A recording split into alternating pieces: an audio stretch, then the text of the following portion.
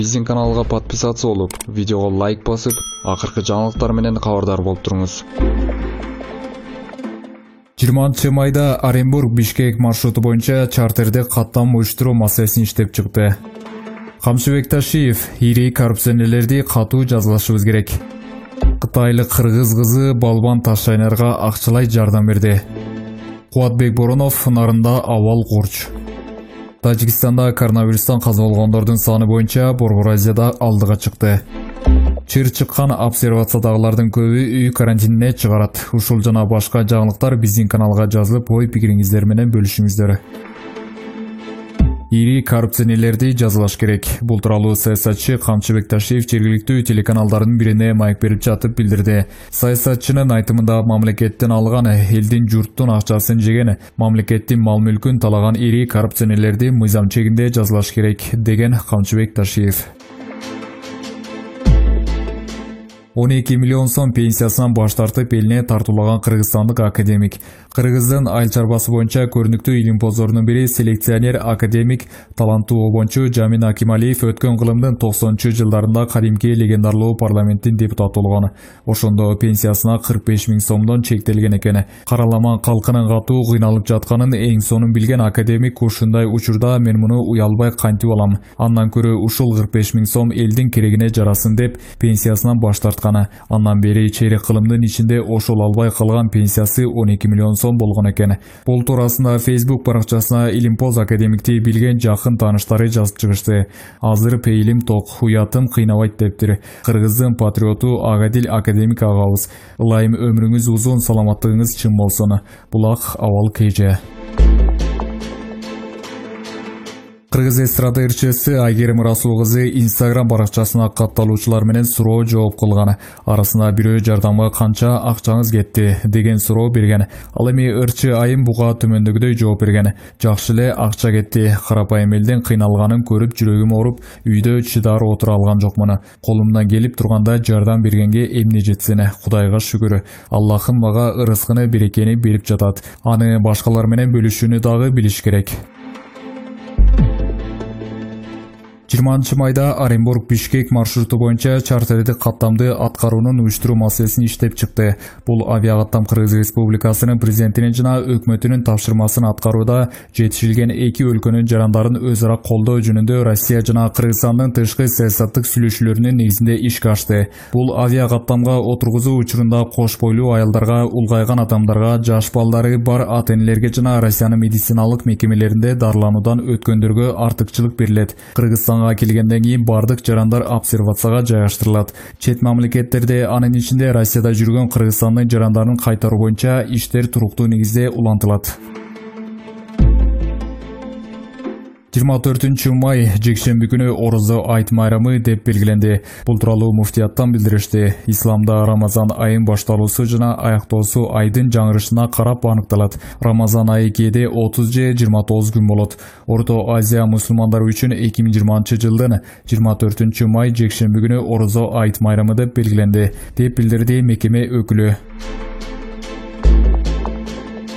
Чыр чыккан обсервациялардын көбү үй карантинине чыгарылат. Семетей обсервациясындагы кырдаалга байланыштуу Россиянын Солец шаарынан келген жарандарды жашаган жери боюнча үй карантинине жиберүү чечими кабыл алынды. Эске сала кетсек, 18 майда эртең менен обсервацияга алынгандар туура эмес маалыматтан улам наразычылык билдиргизип, аларды үй карантинине чыгаруу керектигин талап кылышкан. Тажикстанда акыркы бир сутка ичинде коронавирус инфекциясы аныкталгандардын рекорддук көрсөткүчү катталды. Бул тууралуу аталган өлкөнүн басмалары жазып чыгышты. Маалыматка ылайык, Тажикстанда сутка ичинде 205 адамдан коронавирус инфекциясы аныкталып, 2 бейтап каза болду. Бул көрсөткүч менен коңшу өлкөдө жалпы 1729 адамдан инфекция аныкталса, 41 бейтап бул илдеттин курмандыгы болду. Эске сала кетсек, Тажикстанда коронавирус инфекциясы расмий түрдө 30 апрелде 15 адамдан аныкталган.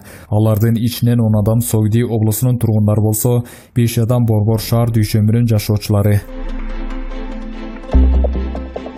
Nazar News маалымат агенттиги жогорку кеңештин депутаты Чыныбай Турсунбековду кепке тартып, айрым жагдайлар боюнча сүйлөштүк. Чыныбай мырза эмне үчүн депутаттар тарабынан спикерге сын көбүрөөк айтылды. Менимче депутаттарга спикерден парламент жакпаса кете бергиле деген сөзү катуу тийди окшойт. Ошон үчүн ага жооп кылып катуу сындарды айтышты. Сиз да көп жыл спикер болгон адамсыз. Депутаттардын баарына жагыш же маселени талаш тартышы жок чечүү мүмкүнбү? Баарына жагыш мүмкүн эмес. Бирок талаш тартышсыз иш алып баруу мүмкүн экенин өз тажрыйбамдан билем. Эмнеге шайлоо бособосун 9%-дан 7%га түшүргөн мыйзам каралып жатканына карабай депутаттар деле ичара кайым айтышты. Андан мурда кирген 5% сунуш кылган мыйзам долбоорун аттап, шайлоо бособосун 7% кылалы деген мыйзам палатага кирип кеткен үчүн чатак чыкты. Ал эми чатак учурунда ар нерсе эскериле берет. Тиреш күчөгөн абалдан кантип чыкчу элеңиз? Депутаттардын сизге да доомат койгон учурлары болду беле? Албетте эң жакшы жолу унчукпай утулуу. Мага өз партиялаштарым көбүрөөк тартынчу. Булак Nazarnews.org. Кувейт жана Катардын жашоочулары коомдук жайда бет капсыз жүргөнү үчүн $55,000 чейин айыпка жыгылат же 3 айдан 3 жылга чейин эркинен ажыратылат. Бул тууралуу чет элдик басмалар жазып чыгышты. Кувейт жана Катар өлкөлөрүнүн бийлиги бир учурда бет кап тагынмагандар үчүн күчөтүлгөн жаза колдонуларын билдиришти. Кувейттин саламаттыкты сактоо министрлиги өлкөдө бет кап тагынбаган жаран 3 айга чейин эркинен ажыратылганын же $16,200 айыппулга жыгылаарын жарыялады. Ал эми Катарда мындай эреже бузуу үчүн 3 жылга чейин эркинен ажыратылышы же $55,000 айыппул төлөөсү мүмкүндүгү айтылган.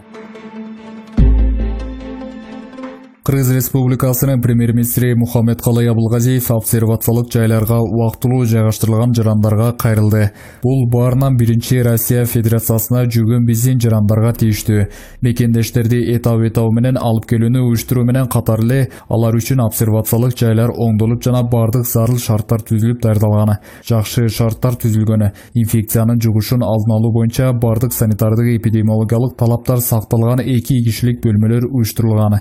Медицина жана милиция кызматкерлери, куткаруучулар өз өмүрүн тобокелге салып, жарандардын ден соолугун коргоо жана сактоо үчүн күнү-түнү дебей иштеп жатат. Алар эң жакын адамдарынан обочолонуп, үй бүлөсүн көптөн бери көрбөй иштеп жүрүшөт, деп белгиледи Мухаммедкалый Абылгазиев. Россия президенти Владимир Путин мусулмандарды муфтийлердин айтканын угуп, орозо айтты көп киши болуп чогулбай үйдөн тосууга чакырды. Бул тууралуу РИА Новости жазып чыкты. Маалыматкалай кечээ президент Дагестандын жетекчилиги жана коомчулугунун өкүлдөрү менен сүйлөшкөн. Путин учурда орозо 23 апрелде башталып 23 майда аяктарын, андан соң айт болоруна токтолгон. Республикада бул майрамга ызаат менен карап, салт катуу сакталарын жакшы билем. Дин аалымдары учурда абалдан улам ислам динин кармангандарга топ-топ болуп чогулуудан баш тартып, айтты үйдө тосууну айтып эскертип жатканын да билем. Бул беделдүү адамдардын айткандары аткарылат. Аны угасыздар деп ишенем, деген Путин.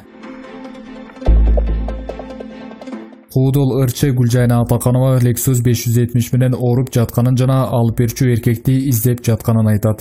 2 күндөн бери ушул Lexus 570 жөнүндө талкуу болуп жатат. Бирок кайсы бир айым жакшы үй уна алса же бизнес баштаса сөзсүз тиги менен жүрөт. Муну менен жүрөт имиш деген сөздөр жамырдай жай баштайт. Мисалы, мен ушул машинаны алып алдым дейин. Ошондо мен ким менен жүрүп алган болом? Азыр эле айттыңыздар.